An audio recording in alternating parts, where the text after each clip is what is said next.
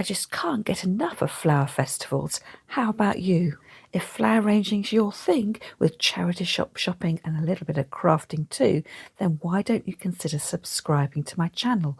All you need to do is to tap the button marked subscribe, and that means next time you open the YouTube app on your phone, your tablet or your computer, one of my videos will be waiting for you.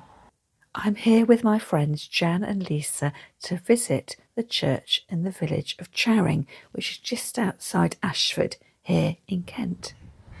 We visited on the Sunday of the bank holiday weekend at the end of May, and looking at the church signage, I think they have a flower festival on the same weekend every year.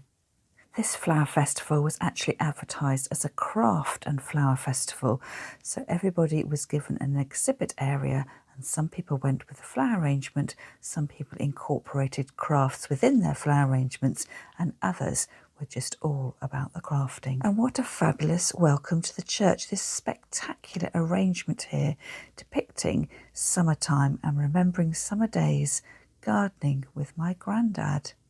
So quite a classic old-fashioned look to this arrangement, with accessories that were in keeping: a basket of flowers with sweet williams, terracotta pots and a 1950s coverall apron.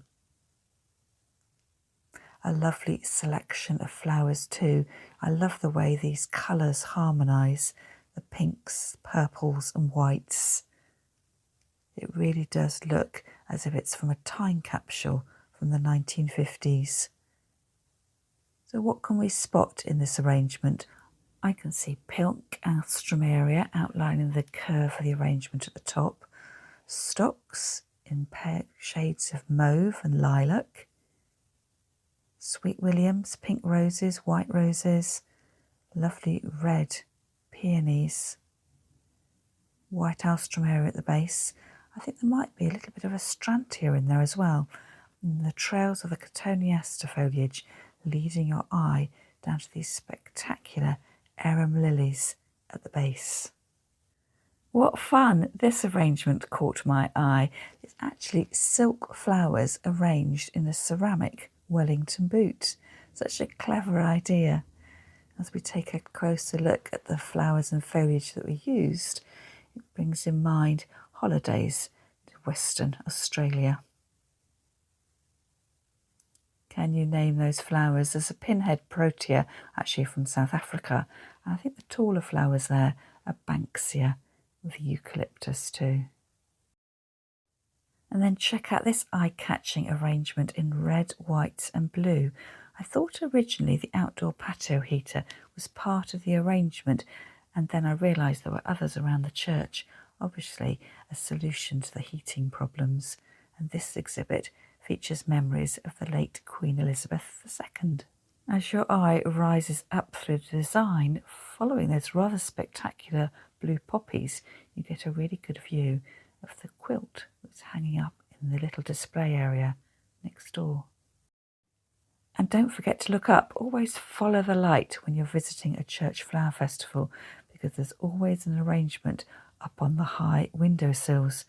Tricky to film and photograph though, because they're backlit. This arrangement is a classic asymmetric triangle nestled up against one side of the window, and it had the mirror image on the other corner too. And on the opposite windowsill it was Christmas. It must be quite tricky doing an out of season arrangement, but there's been good use made of Christmas baubles and glittered foliage. What can you see on this table? A baguette, a selection of cheeses, a bottle of cognac. It's blossom time in Paris, and somebody's taken a great deal of effort to collect together their French memorabilia and also make tiny little blossom flowers out of crepe paper, attaching them to branches of silver birch.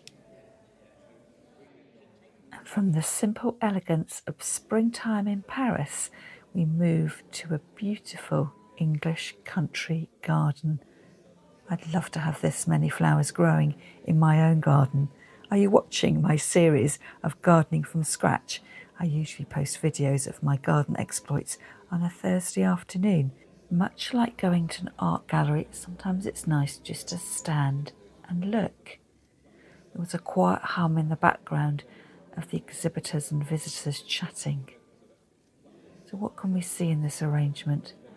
It's got a green dark centre to it, and then as your eye lifts out towards the outer edges, the flowers become finer and finer, ending up in a cloud of foraged cow parsley.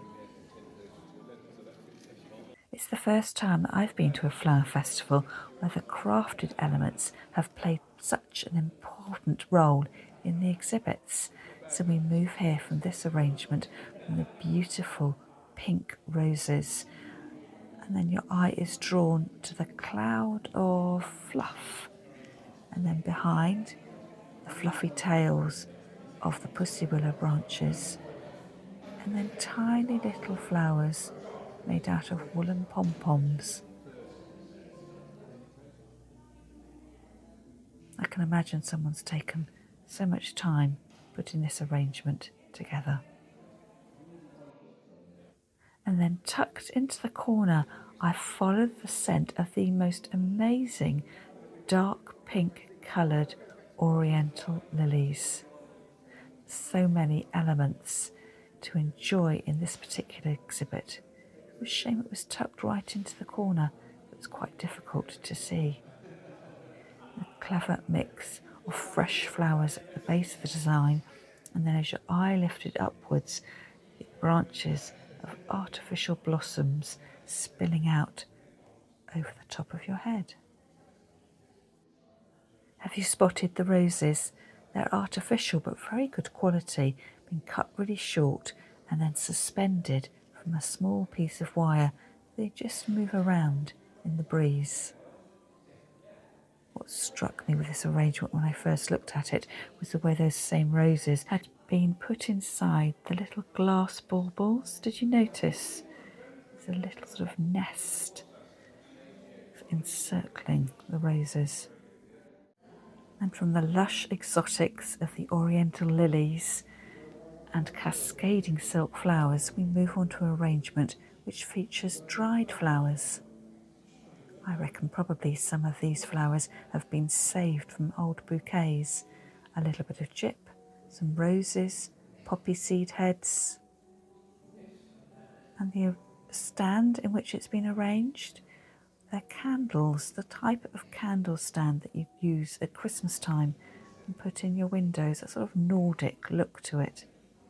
A very clever repurposing idea.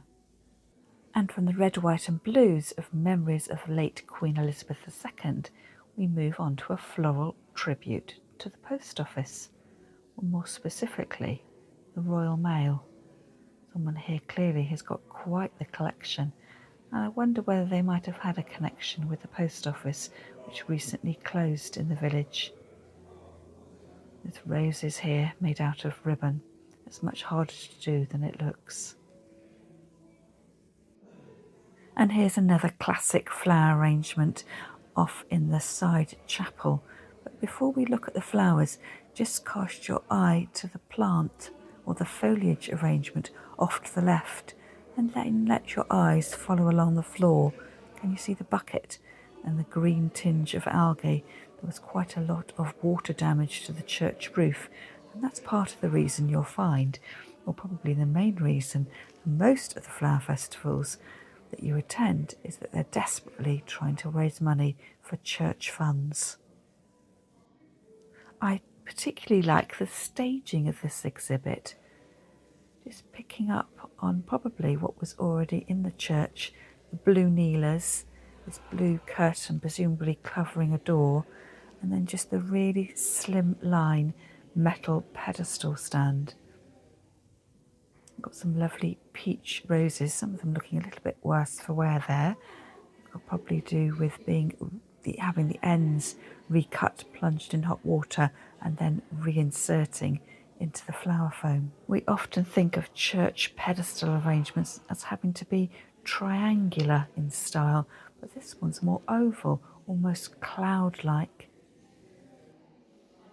Now let's head to the main altar and the bridal scene that's been set up. A real feast of crafting here. I'm not sure what the wedding cake was made out of. Is it flowers? Are they huge white peonies? A lovely pedestal arrangement in the background. And look, a choir of angels made out of old books. This is a folding technique which I've used in a very simple form before, converting an old colourful magazine into a conical Christmas tree. If I can find that video, I'll make sure I leave a link to it in the description underneath this video. And then it was time for a cup of tea, and I will give 10 out of 10 for the cakes. They were absolutely delicious. And tucked away behind the tea urn with this fabulous exhibit here. I just love the way the sunlight is providing a little bit of illumination. A beautiful meadow of flowers. Thank you so much for joining me on today's adventure to the Flower Festival at Charing, and I hope to see you soon, perhaps at the next Flower Festival.